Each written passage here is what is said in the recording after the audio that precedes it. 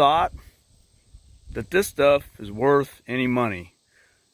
You know, people pay a bunch of money throughout the year to get fences and stuff put up, but yet when you get them worn out like this and they're all kind of, ooh, some people, those are gross, get rid of them, I want a new fence. Great, call the fence company. Fence company shows up and they charge you to take that out, because that's man hours to get those fence panels cut out, hauled off, and then replace it with a brand new fence. But here's the deal for you woodworkers out there that understand what the value of Western red cedar is.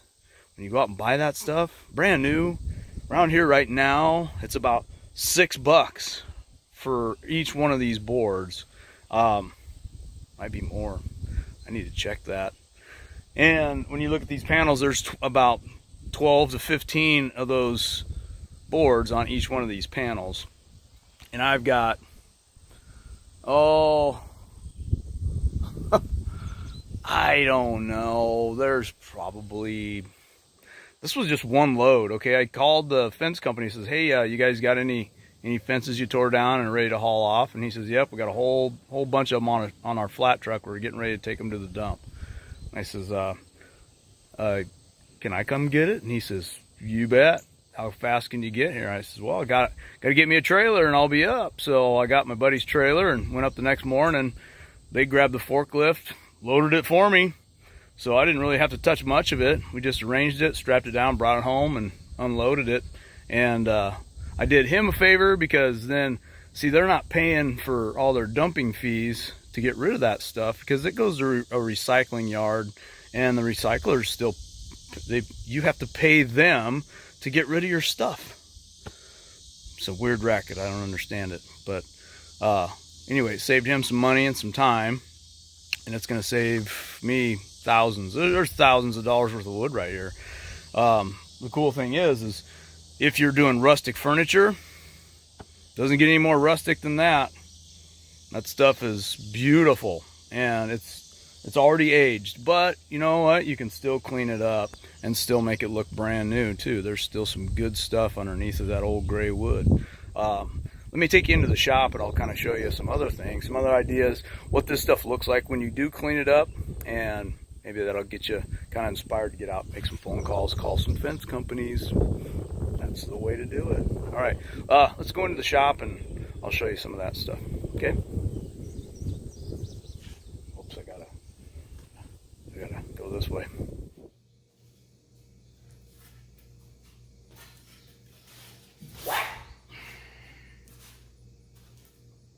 Now we're back at the shop. I'll show you some real examples of some cedar fence planks that I've gotten off of other deals that my fence company's kind of provided me. He had a bunch of this stuff. He says it's already painted barn red and it's faded. He says, you want it? Yep, I'll be right up. So I went up and got this stuff. Really cool for barn board looking projects, interiors. You don't get long pieces though. You can't go with, you can't hope you got 10-foot long pieces of fencing boards. You're really lucky if you get 6 foot out of them, but most likely you're about 5'8", and because a lot of it's dog-eared on the top, which means it's got the little bevels, and then the bottoms usually chewed up by the homeowner's weed eater, so you're going to throw away 6 inches off of each board. But so what? Get creative with it. You can still hit, if you're doing an interior project, you're still hitting studs every 16 inches, and then just break these up at different lengths, stagger your joints. Looks really cool. So all some red stuff. Then a lot of it, like I was showing you out there on the fence panels, this is what you see on the panels when you get them off. But then you take these planks here and run them through the planer. Then what you get is just a beautiful piece of clean Western red, knotty and rustic looking cedar. It smells so good. When you're planing this in your shop, it's just gonna make you happy, because it just smells awesome. It's an air freshener for men. Well, women too. Woodworkers. It's an air freshener for woodworkers. Love it. So that's the deal on the fences. Call the fence companies. There's got to be one somewhere close to you that puts in privacy fences, and ask them, hey, what do you guys do with your teardowns? What do you do with all your leftover or your scrap of fence panels for when you're replacing them, or storm damage and stuff like that, and see what they say. Some of the fence companies might have gotten creative and they might be reusing that wood themselves. Maybe they're paying somebody to tear the stuff apart and they're selling the planks.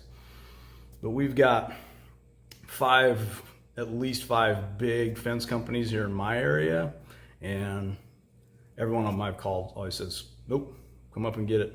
They tear them out so fast they can't keep up with tearing them down. They can't store this stuff, and like I said, it costs them money to take it to the dump. So that's the skinny on free wood with, if you want to use cedar. Now, some other ones may not necessarily be free, but talk to the right people about it. If you live in kind of a rural area, hop in your vehicle and go take a drive around and see if there's some old cruddy barn that just looks like it's just ready to fall over on somebody's property. You know, they're not wanting to mess with it. Go knock on their door and say, hey, I noticed you got that old building out back. Looks like it's about ready to fall down. Would you be interested in maybe somebody coming out and scrapping that out for you and cleaning that area up? And you might get some people who say, would you do that? And you say, yeah, I'll do that. And maybe they'll say, how much are you going to charge? Well, that's up to you then. You know, because if you start telling them money, they might be, nah, I'm not interested. But now on our end here, this stuff, this is a 1x12, okay? These are legit 12 inches wide. And a 1x12, if you go to buy this thing, a 12-foot board of this at the lumber store is gonna be $30, $35. And so these are already pre-weathered. Mother Nature has done a beautiful job, and these are what barns were sided with. This is another 1x12 here, and it's dirty. And then you'll have the clean side, which is kind of some people call it the tobacco side, because it's kind of tobacco colored. And that's going to be the inside of the barn that didn't get any weather to it. So it just depends on the look you're looking for. A lot of people that are building tables, if you're doing the antique rustic tables, this will probably be the side that's going up, just because it does clean up good. When you do clean it up, you'll see all the mill marks in here from the sawmill, and that kind of gives it some cool texture and some really cool looks too. But you can still always clean this up with a wire brush. They're coming out with tools now that clean these things up lickety split. But this stuff's selling for $5 a lineal foot around here if it's denailed. $5 a foot. So a 10-foot board, $50.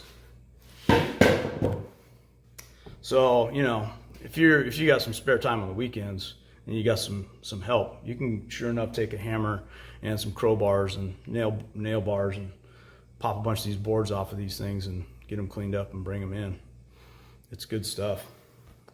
My last tip on free wood, and this has gotten me a really good stack of very expensive cedar, and this is bigger dimensional lumber. So for, let's say, your table legs, you know, yeah, those don't make 1x and half-inch thick stuff don't make great table legs. You got to have something bold, strong. It's got to be strong. So the strong stuff is what's behind the fence panels. That's your cedar 2x4s. This is perfect for your legs, for maybe a bedside table, coffee tables if you do these right. You know, yeah, even the aprons for underneath of your table. And then look at that cool edge too. If you wanted to use that mossy edge, most all that stuff I've got, the backside that was facing up towards the elements, all that moisture collects on that cedar, and it'll actually grow these little lichens, this moss. You know, it's not mold, it's not black mold like you find in your basement that's gonna make you sick. This is just, these are lichens, and it's moss, like moss on a tree. But you could use these as your aprons, and then you fasten your tabletop down to that. That'll look really cool. But you'll get a lot of these 2x4s out of your fence panels. And you can just plane everything down and you got a brand new cool piece of wood with a few nail holes in it. Just nail holes. Fix them or deal with it. Lastly, people have old cedar decks that were built on the side of their house, on the backside, 15, 20 years ago again. They're falling apart. Well, they can either hire their local carpenter to tear them down and then build a new one, or you can maybe work out a deal where you tear the deck down. The carpenter doesn't have to mess with it. They'll show up, everything's cleaned off. They don't have to worry about hauling this junk away. You've already got it. Then they go ahead and just build the deck. Or if you're pretty crafty, you haul this stuff off and you build the deck and you make money on both ends. So this is just a regular 4x4, but if you look, I ran it through the planer. It's got one area that wasn't perfectly straight, but you can still see that's what it looks like with the stain on it. You can leave it like that if you want, or you can sand it off, whatever. But when you run it through the planer, then you get these nice, clean, brand new Western red cedar 4x4s. Slightly holy. Oh well, we love holy. But I've got 6x6s out there. Have you bought a 6x6 Western red cedar beam yet for a while? You don't want to. Got a $100 bill in your pocket? That's what it'll cost you for a 6x6 that is 10 foot long. It's $100. 2x12s. Big, heavy stuff. Oh, those are off of their steps. I got a bunch of them. Yep, they're not going to make a dinner table, but by golly, they're wide enough to make an end table or a side table. You could rip this down and make legs out of it. Plane it. It's beautiful inside. This is just what it looked like, and that's why they wanted to get rid of it, because they thought it was ugly. You peel that off, and it's brand new, shiny red cedar underneath. The only thing that becomes a problem sometimes is storage. You got to keep this stuff dry. My issue is I got a bunch of it outside. Carpenter ants. Even though I've got it sitting off the ground, the carpenter ants are getting into it.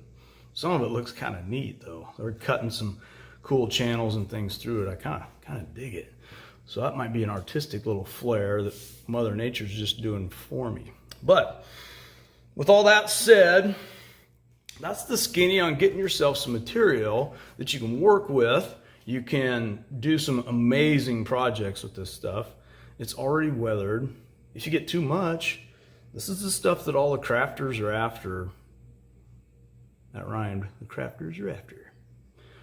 And you put this stuff on Facebook Marketplace, list it for a competitive price.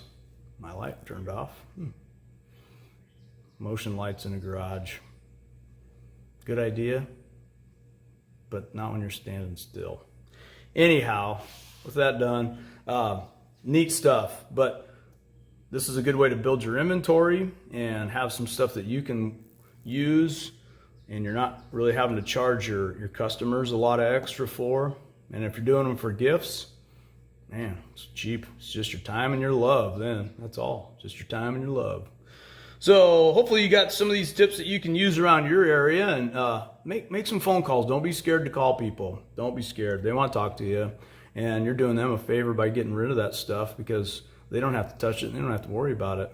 And then you put a little bit of your time and your effort into pulling this stuff apart, cleaning it up. It's beautiful stuff, and it's stuff that's got history. It's got a story. You know, these barn boards, they've been around for over 100 years. The stories that they could tell. And then you can tell your clients, you know, this came from a barn that was built in the early 1900s.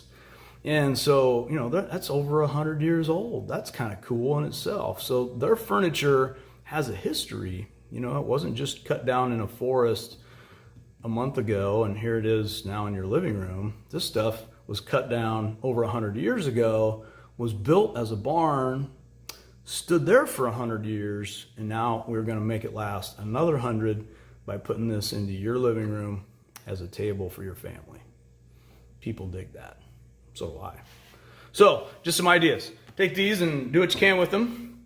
And stay tuned on Campbell Creations for maybe the next tips that I can get you about getting your businesses started, and some things you can do in your shop to make things go a lot better for you and give you more opportunities to have more fun. All right. With that said, get out there and get working. Campbell Creations. Like? Yeah. Do you like me? Hit that like button down there, that little, this guy. Click that. And subscribe, because I'm going to be posting more stuff. It's going to make you smarter, better, and we're going to have a good time. So we'll see you soon. Campbell Creations. Bye.